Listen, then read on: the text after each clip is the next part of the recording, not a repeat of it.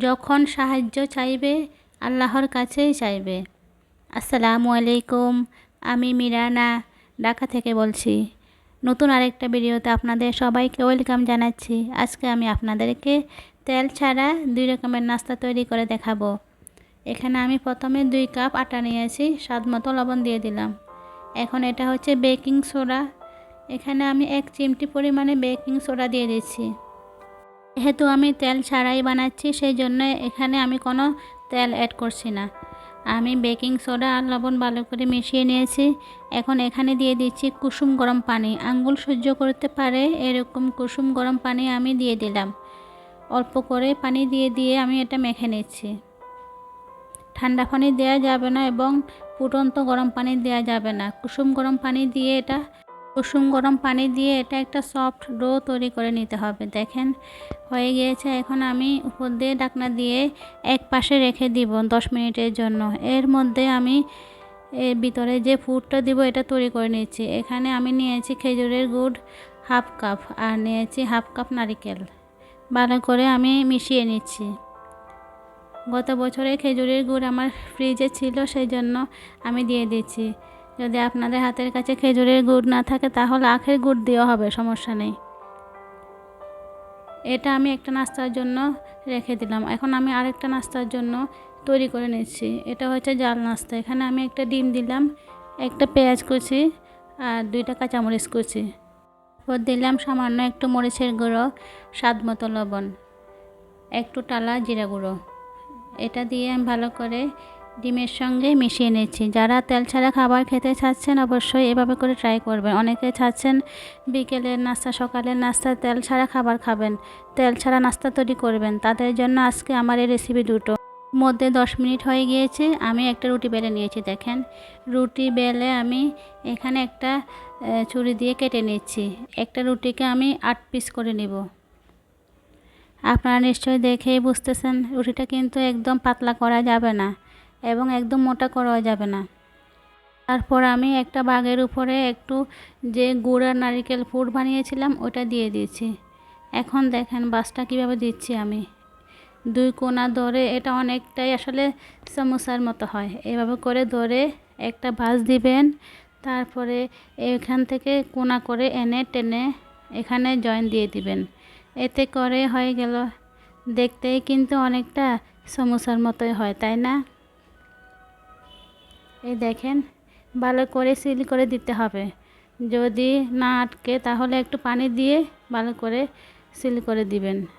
এতে করে ভিতরে যে গুড় দিয়েছি সেটা আর বের হয়ে যাবে না, কারণ এটা যখন আমি বাফে দিব তখন গুড়টা নরম হয়ে যাবে আর বের হয়ে যেতে পারে। সেই জন্য ভালো করে সিল করে দিবেন। আমি আরও একটা বানিয়ে নিচ্ছি। আসলে এটা দেখে আপনারা বুঝে নেন। এটা অনেক সহজে করা যায় আর এর স্বাদটা কিন্তু অতুলনীয় হয়।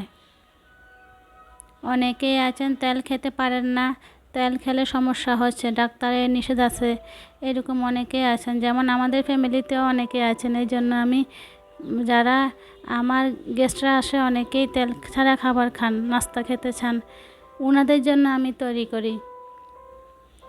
আপনারা চাইলে এরকম করে তেল ছাড়া নাস্তা তৈরি করে খেতে পারেন। তেল যেহেতু স্বাস্থ্যের জন্য ভালো না, এমনিতেও কিন্তু মাঝে মধ্যে তেল ছাড়া খাবার খাওয়া ভালো, তাই না? আর যারা অসুস্থ তারা তো তেল খেতে পারতেছেন না, তারাই কিন্তু এই নাস্তাগুলো ট্রাই করতে পারেন। আশা করছি আপনাদের ভালো লাগবে। এইভাবে করে আমি বাকিগুলো বানিয়ে নিচ্ছি। এটা বিকেলের জন্য এই নাস্তাটা কিন্তু একদম পারফেক্ট হয়। এটা সবাই খেতে পারবেন, সবার জন্য কিন্তু এই নাস্তা একদম পারফেক্ট। আমার বাচ্চারাও কিন্তু এই নাস্তাটা অনেক পছন্দ করে। আর আপনাদের ভাইয়া তো তেল ছাড়া নাস্তা বলেন, যে কোনো রেসিপি বানালে উনি খুশি হয়ে যান। এখন দেখেন এখানে 8টা হয়ে গিয়েছে। আমি এই যে চুলা আগে থেকে আমি পাতিলে পানি গরম করে নিয়েছি, উপর থেকে আমি এটা স্ট্যান্ডারটা বসিয়ে দিয়েছি। এরকম স্ট্যান্ডার সবার আছে, তাই না? ছিদ্রযুক্ত স্ট্যান্ডার থাকলেই যে কোনো স্ট্যান্ডারে আপনারা বসিয়ে দিবেন বাফে, তাহলেই হয়ে যাবে। এটা আমি এখন 10 মিনিটের জন্য রেখে দিয়েছি। এখন চলে এলাম আবারও আমি ওই ডো থেকে 2টা রুটি বেলে নিব। এখন এটা আমি যে রুটিটা বানাচ্ছি জাল নাস্তার জন্য, এইদিকে কিন্তু দেখেন আমার এই 10 মিনিট হয়ে গিয়েছে, এই পিঠাগুলো হয়ে গিয়েছে, দেখেন বাফে দেওয়া হয়ে গেল। আমি 2টা রুটি বানিয়ে নিলাম, একটা রুটি এখন আমি ছেঁকে নিচ্ছি।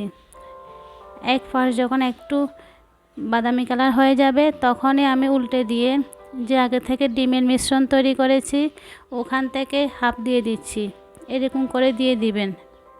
তারপরে একটা বাস করে দিবেন। যখন বাস দেওয়া হয়ে যাবে তখনই দেখবেন এটা কিন্তু জয়েন হয়ে গিয়েছে এবং আস্তে আস্তে ফোলা শুরু করবে।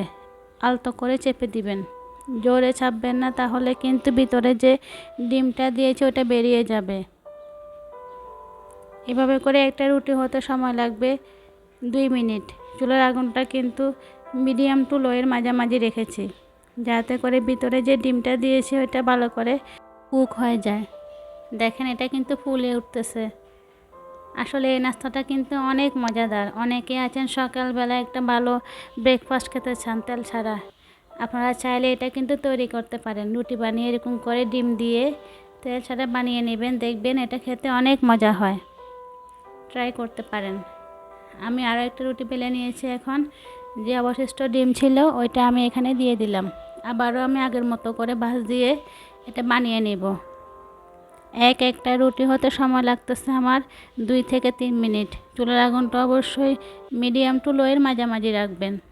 আমার প্রিয় আপুরা আমাকে যেভাবে সাপোর্ট দিয়ে আসছেন, প্রতিনিয়ত আমার ভিডিওগুলো ফুল ওয়াচ করছেন, আমি সবার কাছে অনেক অনেক কৃতজ্ঞ। আসলে ধন্যবাদ দিয়ে ছোট করব না, কারণ এটা ধন্যবাদের অধিক। সবার জন্য অনেক অনেক দোয়া রইল মন থেকে। এখন দেখেন খুব সহজে তেল ছাড়া 2 রকমের নাস্তা তৈরি হয়ে গেল। আশা করছি আপনাদের ভালো লেগেছে। কোনটা বেশি ভালো লেগেছে অবশ্যই কমেন্টস করে জানাবেন। যেটা আমি গুড় দিয়ে তৈরি করেছি ওটা আমি এখন দেখেন ভেঙে দেখাচ্ছি, কি সুন্দর হয়েছে ভিতরে। এটা খেতে অসাধারণ। এটা ফ্লেভারটা কিন্তু অনেকটা যে আমরা বাফা পিঠা তারপরে মেরা পিঠা খেয়ে থাকি ওই রকম ফ্লেভার আসে, যেহেতু এখানে গুড় নারকেল আছে সেই জন্য। অসাধারণ হয়েছে, একবার ট্রাই করবেন তাহলে বুঝতে পারবেন। এখন দেখেন যে ডিম দিয়ে আমি তেল ছাড়া রুটি বানিয়েছি ওটা দেখাচ্ছি, কি সুন্দর করে ভিতরে ডিমটা কুক হয়ে গিয়েছে। আশা করছি আমার আজকে 2টা রেসিপি আপনাদের ভালো লেগেছে। যারা তেল ছাড়া নাস্তা তৈরি করতে চাচ্ছেন অবশ্যই এই রেসিপি দুটো একবার ট্রাই করবেন, ইনশাল্লাহ আপনাদের ভালো লাগবে। সবাই অনেক ভালো থাকবেন। আল্লাহ হাফেজ।